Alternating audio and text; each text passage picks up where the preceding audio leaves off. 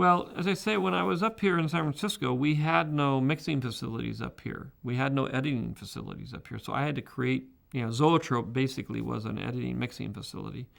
When it got sort of kiboshed in the what we call the Black Tuesday massacre of all our scripts and THX and everything, and we were thrown to the winds. I realized I was going to have to start my own, buy my own editing equipment, and eventually build my own little mixing studio so that I could make my movies. The idea up here was that we didn't build sound stages. We went and shot anywhere in the world. We wanted to shoot the movie, and then we'd come back here and finish them. So we'd write them here and finish them here, but we'd actually make them somewhere else in the world. So I needed a facility to do that, which is really where Skywalker Ranch came from. Originally, it was a little house in San Anselmo, and then after Star Wars, we outgrew that, and I built this place. The thing about visual effects is when I did Star Wars, I had an idea of doing this crazy 1930s serial action-adventure film, and the idea was it would be very, very fast-paced and very exciting. The problem was there really were no special effects facilities at that time.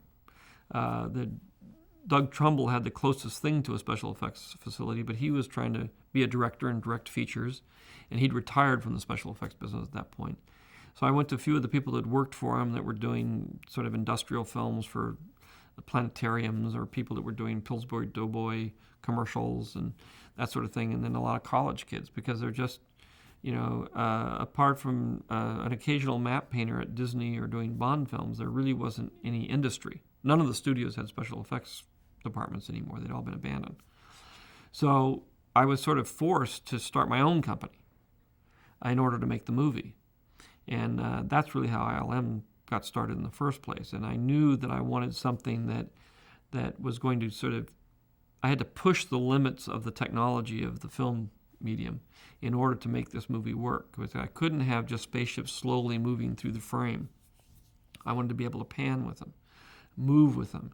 To get that vocabulary added to my lexicon, I needed to invent some new technology, which was what we did at ILM. We were able to create motion control cameras that locked the foregrounds and the backgrounds together, so I could have much more freedom of movement. In that case, I was able to then have shorter shots and have a much more kinetic visual style to the film. And since I was making 3 of these, I kept ILM going through all 3 films, and eventually we took on outside projects to pay for the people that worked there in between the times I was making my movies, and it turned eventually into a big company.